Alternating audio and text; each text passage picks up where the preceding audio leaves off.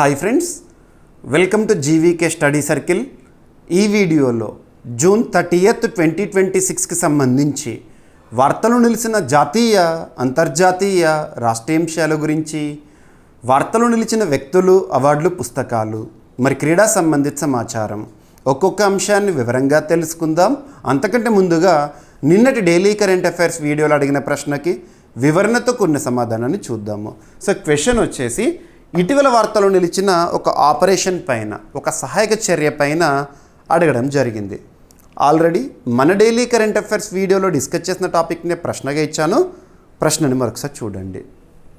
ఇటీవల వార్తలో నిలిచిన జూన్ 2026లో వార్తలో నిలిచిన ఆపరేషన్ అమిస్తాద్ని ఏ దేశం ప్రారంభించింది? ఈ ఆపరేషన్ యొక్క ఉద్దేశం ఏంటి? ఇది ఒక సహాయక చర్య.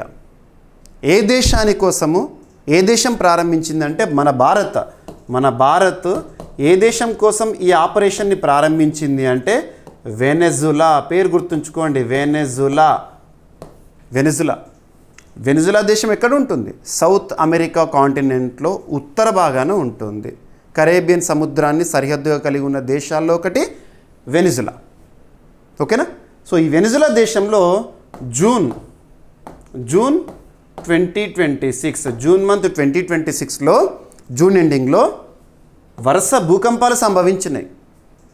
ఆ భూకంపాల తీవ్రతను కనుక మనం పరిశీలించడం అనుకోండి, రెక్టర్ స్కేల్ పైన 7.2, 7.5 ఈ విధంగా ఉన్నాయి. మోర్ దెన్ 7 అంత తీవ్రత గల భూకంపాలు, వరుస భూకంపాలు వెనెజులాని తీవ్ర ఆపద పరిస్థితుల్లోకి నెట్టేసినాయి. మరి ఇటువంటి విపత్కర పరిస్థితుల్లో ఉన్న వెనెజులా దేశానికి సహాయం చేయడానికి మన భారత ప్రభుత్వం ప్రారంభించిన ఆపరేషన్ పేరే ఆపరేషన్ అమిస్తాద్. జూన్ 2026లో గుర్తుంచుకోండి. ఈ అమిస్తాద్ అనే పదానికి అర్థం ఏంటంటే ఫ్రెండ్షిప్, స్నేహం, స్పానిష్ పదం గుర్తుంచుకోండి. ఓకేనా? ఇకపోతే ఇటువంటి విపత్కర పరిస్థితుల్లో ఉన్న దేశాలను భారతదేశము ఆదుకోవడము, సహాయక చర్యలు ప్రారంభించడం అనేది మనం తరచూ చూస్తూ ఉంటాం.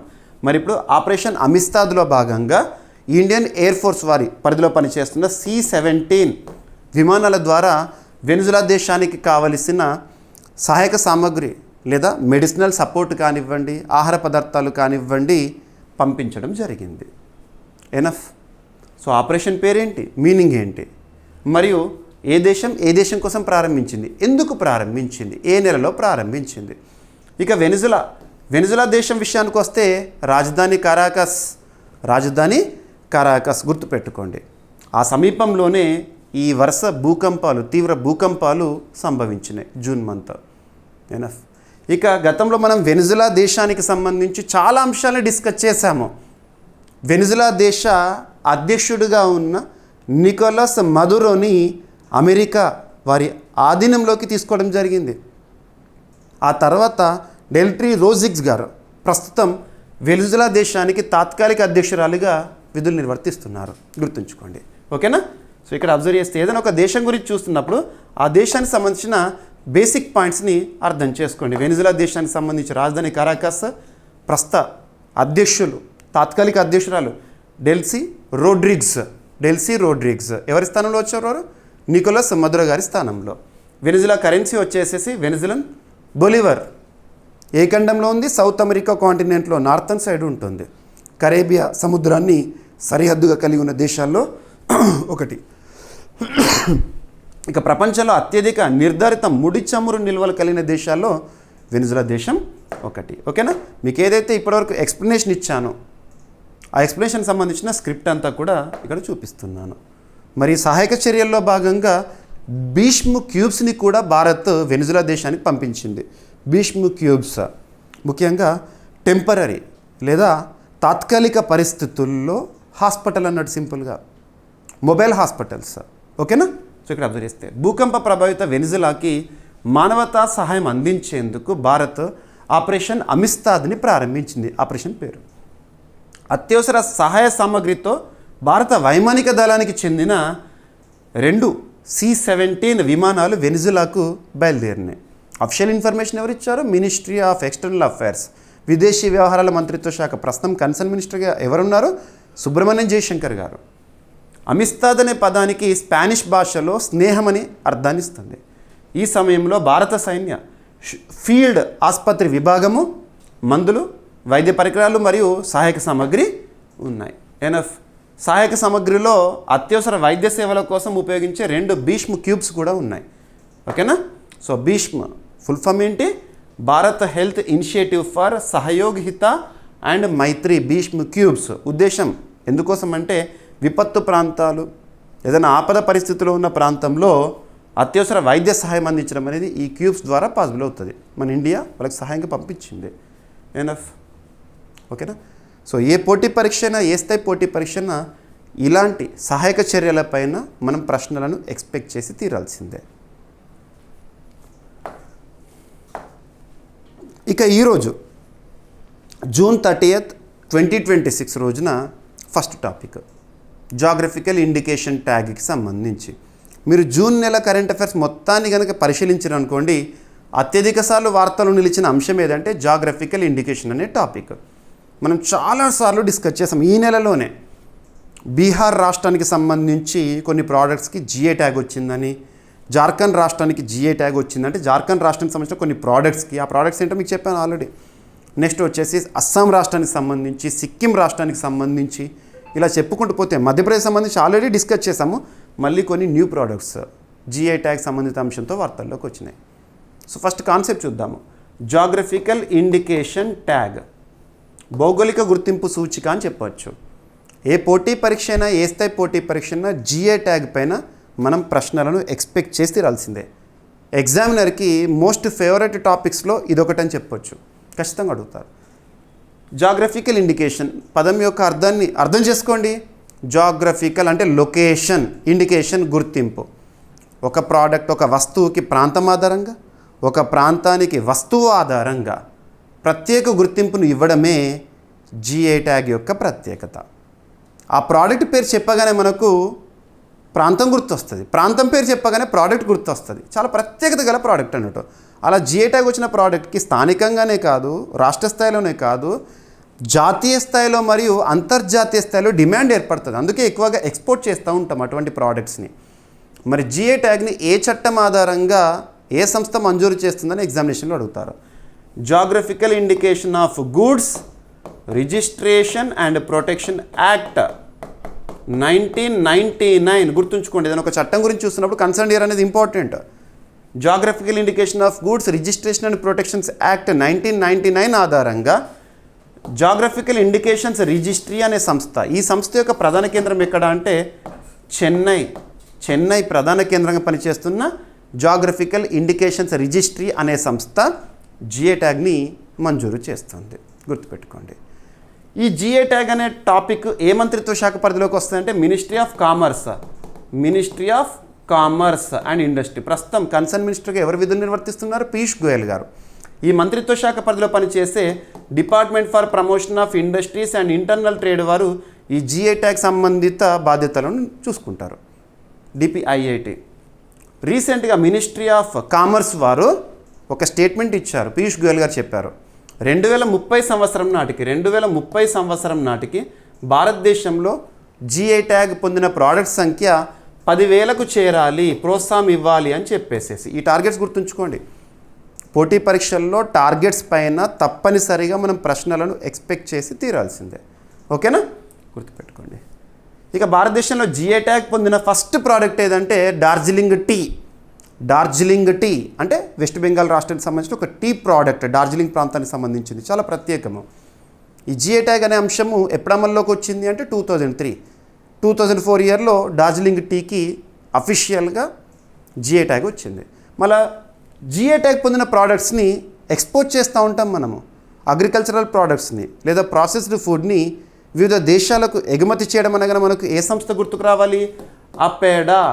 అపెడా ఫుల్ ఫామ్ ఏంటి? Agriculture and processed foods exports development authority. ఆ సంస్థ మినిస్ట్రీ ఆఫ్ కామర్స్ పరిధిలో పనిచేస్తుంది.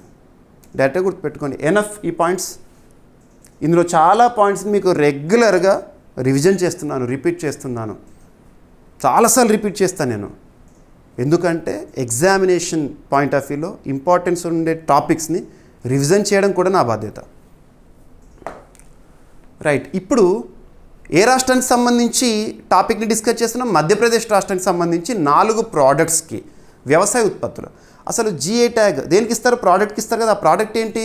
పండించే పంటే కానివ్వండి, వంటే కానివ్వండి, నేసే వస్త్రమే కానివ్వండి, అద్దె కలలే కానివ్వండి, బివరేజెసే కానివ్వండి, what ever it is products. మరి మధ్యప్రదేశ్ రాష్ట్రానికి సంబంధించి 4 ప్రోడక్ట్స్కి జిఐ ట్యాగ్ వచ్చింది.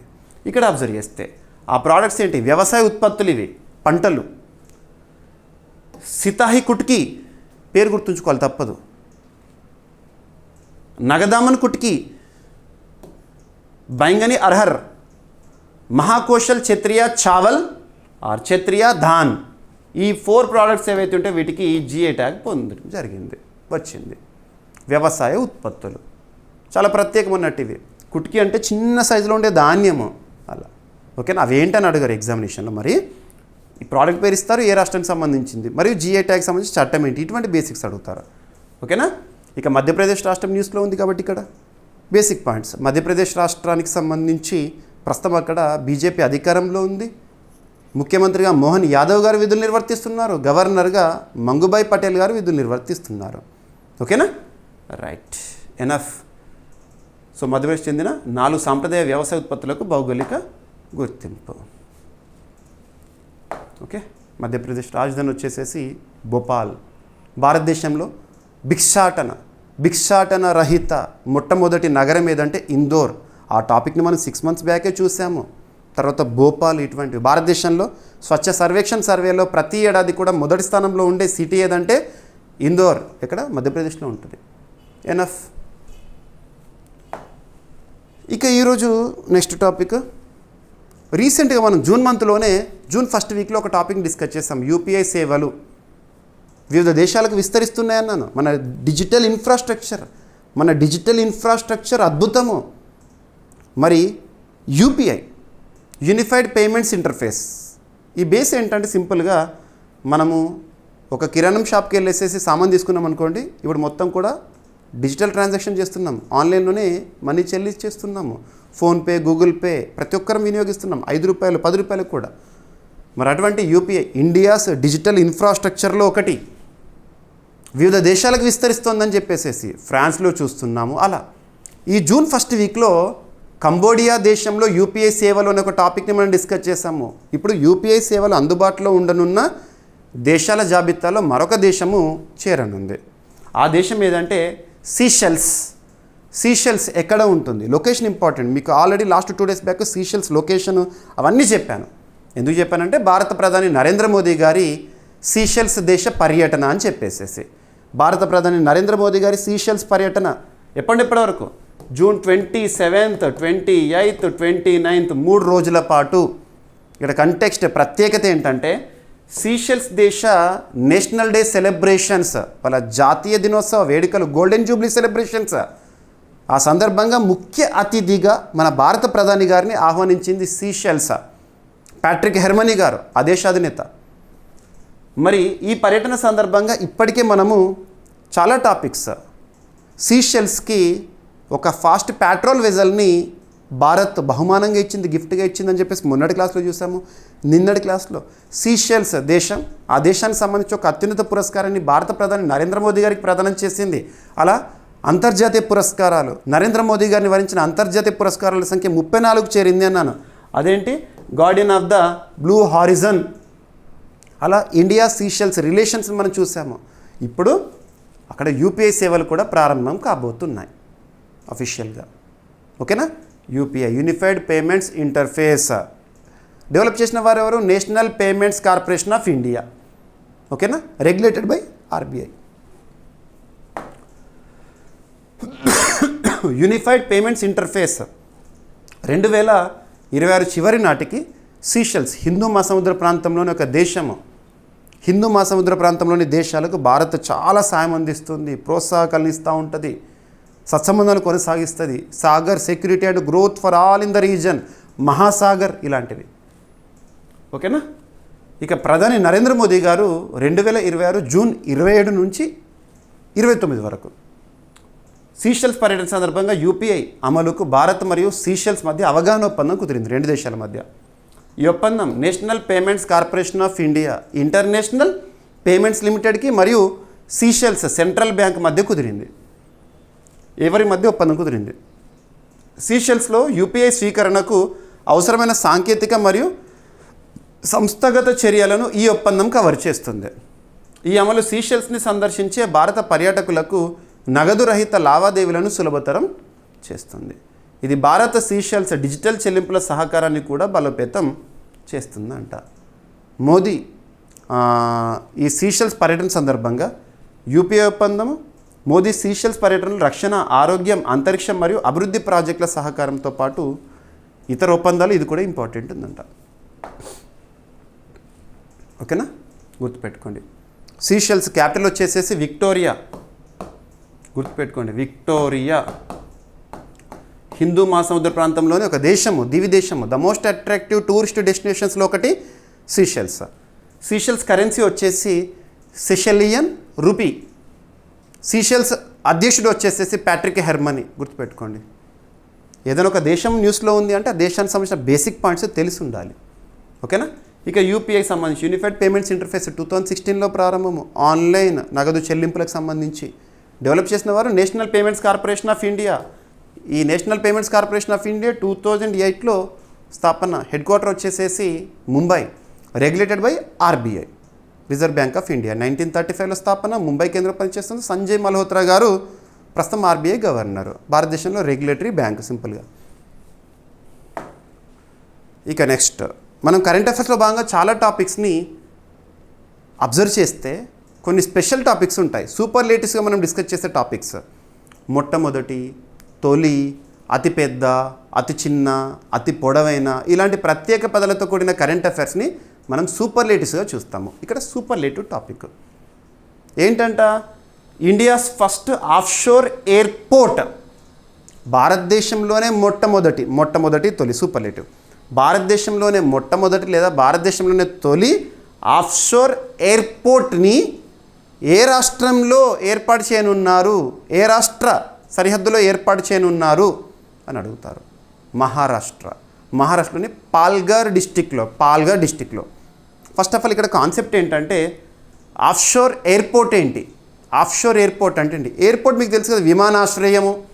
భారతదేశంలో రీజనల్ కనెక్టివిటీని డెవలప్ చేయడానికి, ప్రోత్సహించడానికి రీజనల్ కనెక్టివిటీ స్కీమ్ అయిన ఉడాన్ అమల్లో ఉంది. ఉడే దేశ్ కా ఆమ్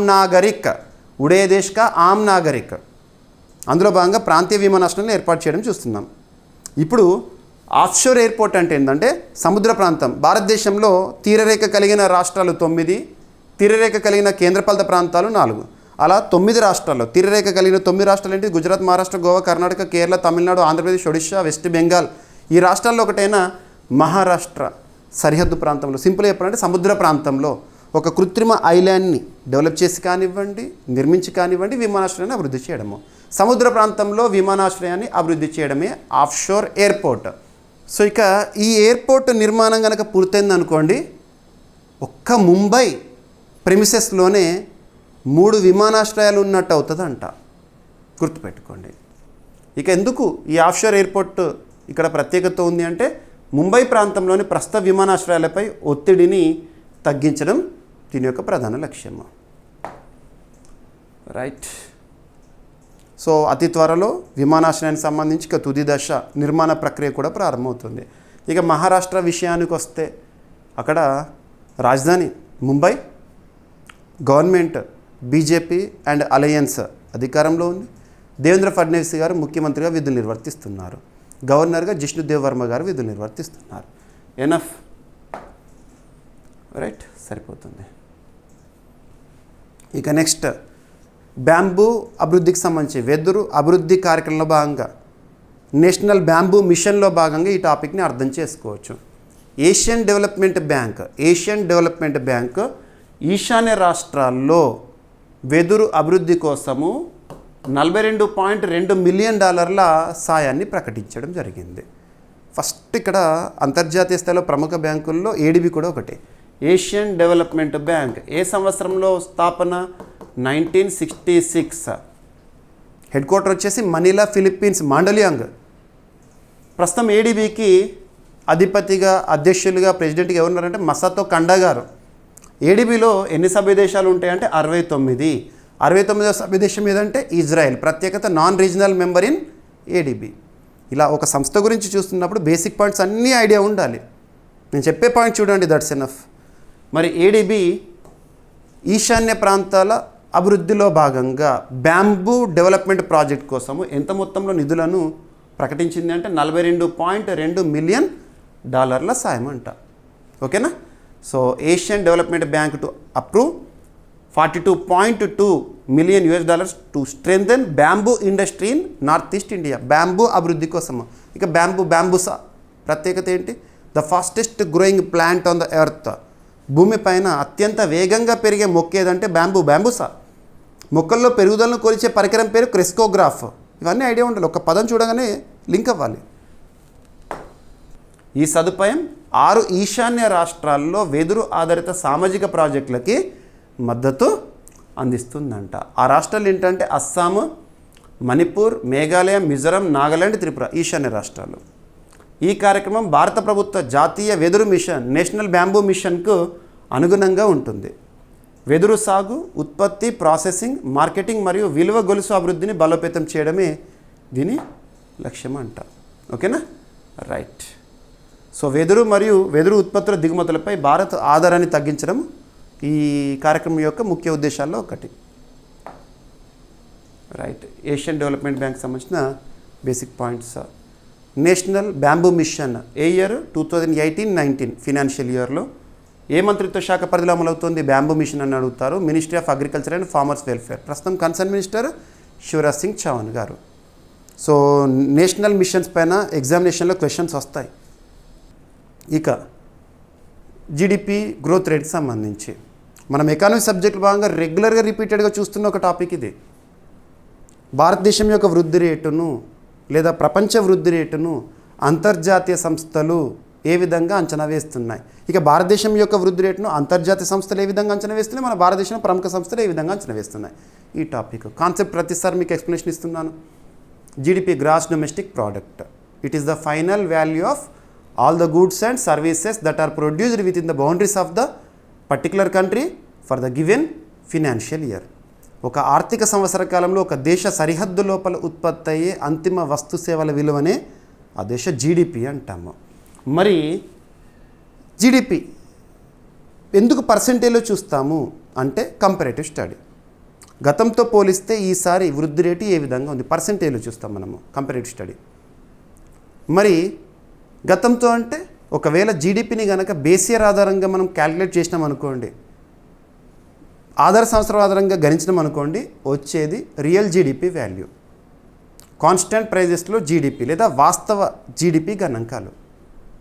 లేదు ప్రస్తుత ధరల్లో కరెంట్ ప్రైజెస్లో జీడిపిని క్యాలిక్యులేట్ చేయడం అనుకోండి, వచ్చేది నామమాత్రపు జీడిపి గణాంకాలు. ప్రస్తుతం జీడిపి బేస్ ఇయర్ వచ్చేసేసి 2022-2023ని మనం చూస్తున్నాం. రీసెంట్గా 2026 ఫిబ్రవరి 27నే మనం డిస్కస్ చేసాము. దేని స్థానంలో వచ్చింది? 2011-12 స్థానంలో జీడిపి బేస్ ఇయర్ 2022-23 వచ్చింది. జీడిపి బేస్ ఇయర్ సిరీస్లో 9వది, మొదటిది 1948-49. మరి ఇక్కడ ఏ సంస్థ ఏ విధంగా మన భారతదేశం వృద్ధి రేటుని అంచనా వేస్తుంది? డైరెక్ట్ పాయింట్ గుర్తుంచుకోండి. And the stats in the economy are not at all static, they are volatile, they are dynamic. అంటే ఎప్పుడు మారుతూ ఉంటాయి. అర్థశాస్త్రంలో మనం చూసే గణాంకాలు ఎప్పుడు మారుతూ ఉంటాయి. ఆ మారుతున్న గణాంకాలను మనం అప్డేట్ చేసుకుంటే చాలు. సో ఇక్కడ అబ్జర్వ్ చేస్తే భారత వృద్ధి అంచనాను పెంచిన గోల్డ్మన్ సాక్స్ అంట. గోల్డ్మన్ సాక్స్ అనే సంస్థ అమెరికా కేంద్రంగా పనిచేస్తున్న సంస్థ మన భారతదేశం యొక్క వృద్ధి రేటును 6.8గా అంచనా వేసింది. ఓకేనా. మరి ప్రస్తుత క్యాలెండర్ ఇయర్లోనా లేదా ఫినాన్షియల్ ఇయర్లోనా ఈ క్లారిటీ చూడాలి. ఓకేనా. ఇటీవల కాలంలో మన వృద్ధి రేటుని ప్రపంచ బ్యాంక్ ప్రస్తుత ఆర్థిక సంవత్సరంలో 6.6% అన్నది. ఆర్బీఐ రీసెంట్గా జూన్ మంత్లో మానిటరీ పాలసీ కమిటీ మీటింగ్ జరిగింది కదా, అందులో 6.6%గా అంచనా వేస్తున్నారు ప్రస్తుత ఆర్థిక సంవత్సరం 2026-27 ఆర్థిక సంవత్సరంలో. ఇక గత ఆర్థిక సంవత్సరంలో మన జీడిపిని ఎంతగా అంచనా వేసింది మన భారత ప్రభుత్వం ministry of statistics and programme implementation వారు జూన్లో రిలీజ్ చేశారు గణాంకాలు 7.7%. ఇవన్నీ చూడండి. ఓకేనా. సో ఇక్కడ అబ్జర్వ్ చేస్తే గోల్డ్మన్ సాక్స్ 2026 క్యాలెండర్ ఇయర్ అంటే జనవరి నుంచి డిసెంబర్ వరకు అన్నట్టు భారత వాస్తవ జీడిపి వృద్ధి అంచనాను 6.8%కి పెంచింది. గతంలో 6.5 అన్నారు, ఇప్పుడు 6.8 అంటున్నారు. ఎందుకంటే ప్రపంచవ్యాప్తంగా ఎలాంటి అనిశ్చిత పరిస్థితులు ఉన్నా కూడా మన భారతదేశం పైన ఆ పరిస్థితుల ప్రభావం అనేది స్వల్పమేనంట. కారణం ఏంటంటే మన భారతదేశంలో పాలసీ విధానాలు కానివ్వండి, జిఎస్టీ రీఫార్మ్స్ కానివ్వండి, ఇవన్నీ కూడా. India improved macro outlook after the United states Iran deal అనే నివేదికలో ఈ అంచనాను రీసెంట్గా గోల్డ్మెన్ సాక్స్ సవరించింది. ఓకేనా.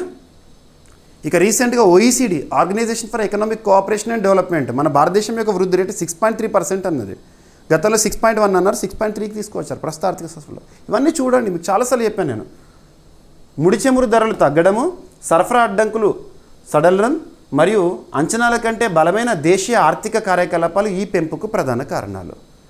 భారత 2026-27 ఆర్థిక సంవత్సర జీడిపి వృద్ధి అంచనాను 40 బేసిస్ పాయింట్స్ పెంచి 6.5%గా పేర్కొంది. 2026 క్యాలెండర్ సంవత్సరం మొదటి త్రైమాసికంలో భారత వాస్తవ జీడిపి వార్షిక ప్రాతిపదికన 7.8% పెరిగింది. ఇది గోల్డ్మెన్ సాక్స్ ముందస్తు అంచనాల కంటే సుమారు 50 బేసిస్ పాయింట్లు ఎక్కువ. ఓకేనా. 2026 క్యాలెండర్ సంవత్సరానికి భారత రీటైల్ ద్రవ్యోల్బణ అంచనాను గోల్డ్మెన్ సాక్స్ 20 బేసిస్ పాయింట్స్ తగ్గించి 4.4%గా పేర్కొంది. ఓకేనా. కరెంట్ అకౌంట్ డెఫిసిట్ అంచనాను కూడా 20 బేసిస్ పాయింట్స్ తగ్గించి జీడిపిలో 1.1%గా అంచనా వేసింది. ఓకేనా. రైట్. ఇక ద్రవ్యోల్బణం అంటే ఏంటి? Too much money chasing two few goods. ఉదాహరణకి ఈ పెన్ను 2016 సంవత్సరంలో 10 రూపాయలు ఉందనుకోండి ధర. అదే పెన్ను, అదే క్వాలిటీ, అదే కంపెనీ, ఎవ్రీథింగ్ ఈజ్ సేమ్. ఇప్పుడు 100 రూపాయలకు వచ్చింది అనుకోండి. పెన్నులో ఎటువంటి మార్పు లేదు. పెన్నును కొనడానికి ఉన్న డబ్బుల విలువ తగ్గుతుంది, పెన్నుకు విలువ పెరుగుతుంది అన్నాడు సింపుల్గా. ఓకేనా. రైట్. గోల్డ్మెన్ సాక్స్ అమెరికా కేంద్రంగా పనిచేస్తుంది, న్యూయార్క్. ఓకేనా. ఎన్ఎఫ్. వార్తలు నిలిచిన పుస్తకము.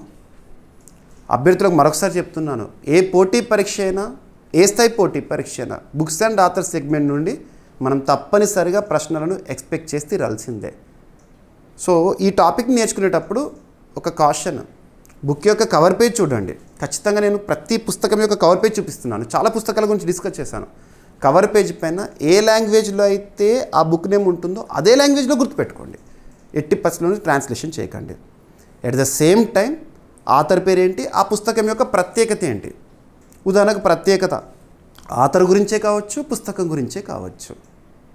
సో ఇక్కడ నెక్స్ట్ పుస్తకం వచ్చేసేసి ది సెకండ్ ఆర్బిట్ అనే ఒక పుస్తకం. పుస్తకం యొక్క పూర్తి పేరు ఏంటంటే ది సెకండ్ ఆర్బిట్. ట్యాగ్లైన్, పుస్తకం యొక్క ట్యాగ్లైన్ ఏంటంటే belief of A man, dream of 1.4 billion hearts, హృదయాలు. సో తెలుగులో ట్రాన్స్లేట్ చేయకండి, ఇది పుస్తకం పేరు. ఈ పుస్తకం యొక్క రచయిత ఎవరు అంటే శుభాంశు శుక్లా గారి గురించి కొత్తగా మీకు చెప్పేది ఏమీ లేదు. చాలాసార్లు మనం కరెంట్ అఫైర్స్లో శుభాంశు శుక్లా గారి గురించి డిస్కస్ చేశాము. ఇంటర్నేషనల్ స్పేస్ స్టేషన్కి వచ్చారని చెప్పేసి, లక్నోకి చెందిన వ్యక్తి అని చెప్పేసి. మరి ఈ పుస్తకాన్ని ఎవరు విడుదల చేశారంటే ప్రస్తుతం ఇండియన్ ఎయిర్ ఫోర్స్ IAF చీఫ్గా లేదా ఎయిర్ మార్షల్ AP సింగ్ గారు విడుదల చేయడం జరిగింది. వైమానిక దళాధిపతి air chief marshal Amarpreet Singh, group captain Shubhanshu Shukla ఆత్మకథ the second orbit, belief of a man, dreams of 1.4 billion హార్ట్స్ని న్యూఢిల్లీలో ప్రారంభించారు. సో ఈ పుస్తకము ఒక ఆత్మకథ, ఆటోబయోగ్రఫీ. అంటే రచయిత తన గురించి తాను చెప్పాల్సిన విషయాన్ని పుస్తక రూపంలో చెప్పాడు అన్నట్టు. సో ఆటోబయోగ్రఫీ, ఎవరి ఆటోబయోగ్రఫీ అంటారు. Very very very important book. Shubhanshu Shukla అంతర్జాతీయ అంతరిక్ష కేంద్రానికి చేసిన యాక్సియం 4 మిషన్ తొలి వార్షికోత్సవం సందర్భంగా ఈ పుస్తకాన్ని జూన్ 2026లో విడుదల చేశారు. ఈ కార్యక్రమంలో కేంద్ర విద్యా మంత్రిత్వ శాఖలోని ముఖ్య అధికారులు ఎవరైతే ఉన్నారో హాజరయ్యారు. ఈ ఆత్మకథను పెంగ్విన్ ర్యాండమ్ హౌస్ ఇండియా ప్రచురించింది. పెంగ్విన్ సంస్థ ప్రచురించింది, పబ్లికేషన్ హౌస్. భారత వైమానిక దళ యుద్ధ విమాన పైలట్ నుంచి యాక్సియం 4 మిషన్లో వ్యోమగామిగా ఎదిగిన శుభాంశు శుక్లా ప్రయాణాన్ని ఈ పుస్తకము వివరిస్తుంది. వ్యోమగామి ఎంపిక, కఠిన శిక్షణ, మిషన్ సన్నాహాలు, అంతర్జాతీయ అంతరిక్ష కేంద్రంలో జీవితం మరియు వ్యక్తిగత అనుభవాలను ఈ పుస్తకము వివరిస్తుందంట. ఓకేనా, గుర్తుంచుకోండి. గగన్యాన్ మిషన్కి కూడా శుభాన్ శుక్లా గారు ఎంపిక అయ్యారు. ఓకేనా, యువతకు స్ఫూర్తినివ్వడము, స్టెమ్ విద్యను ప్రోత్సహించడము, అంతర్జాతీయ మానవ అంతరిక్షయానంలో పెరుగుతున్న ఏదైతే ఉంటుందో భారత్ పాత్రను చూపించడం ఈ పుస్తకం యొక్క లక్ష్యం అంట. Enough right. So exam 4 mission Shubhan Shukla గారి గురించి. ఓకేనా, రైట్. ఎగ్జామినేషన్లో అడగవచ్చు. 2026 సంవత్సరం గణతంత్ర దినోత్సవ సందర్భంగా శుభాన్ శుక్లా గారికి ఒక పురస్కారం వచ్చింది. ఆ పురస్కారం ఏంటి అంటారు? అశోక చక్ర. ఎగ్జామ్ 4 మిషన్లో ఆయన పాత్రకి గుర్తుగా 2026 గణతంత్ర దినోత్సవ సందర్భంగా ఆయనకు భారత అత్యున్నత శాంతికాల శౌర్య పురస్కారము అశోక చక్రని ప్రదానం చేయడం జరిగింది.